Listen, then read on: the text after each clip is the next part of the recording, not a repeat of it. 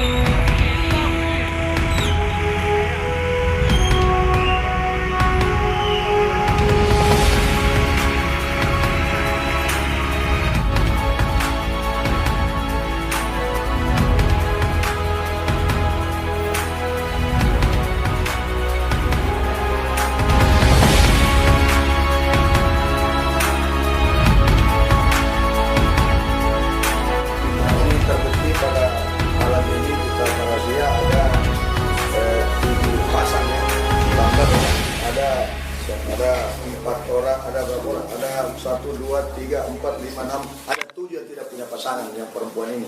Diduga apa? Diduga mereka ini pasangannya meninggalkan apa? Baru dia berjanji mau bertemu dengan itu pasangannya. Dan ada juga tadi disinyalir pasangannya itu lari. Jadi yang tersisa ini ada 7 orang. Nah ini makanya kita lakukan assessment apakah memang ini betul-betul hanya orang yang lagi kasmaran atau lagi pacaran, atau memang diduga ada tanda kutip ya masih dugaan bahwa ada apakah dia prostitusi online atau apa. Jadi ini yang kita lakukan yang melibatkan dari dinas sosial dan satpol pp. Ya. Untuk saat ini ada 1 orang ya. 1 orang usia 17 tahun, usia 17 tahun. Ini dan dari pengakuan sementara mereka itu sudah yang 17 tahun itu katanya putus sekolah, dia tidak sekolah lagi. Diperiksa? Ya ini yang kita periksa ini kan mungkin yang kita mau cari ini adalah apakah ada yang diduga sebagai apa yang disebut itu yang prostitusi online ya. Itu yang kita lagi dalami dari dinas sosial.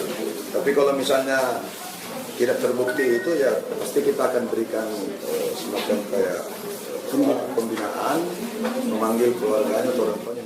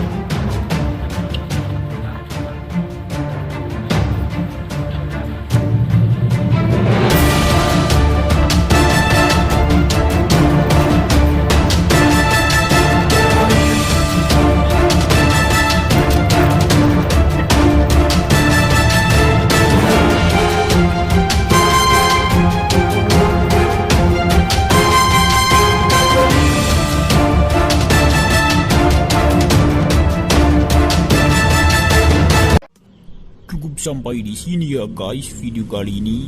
Sampai jumpa di video selanjutnya.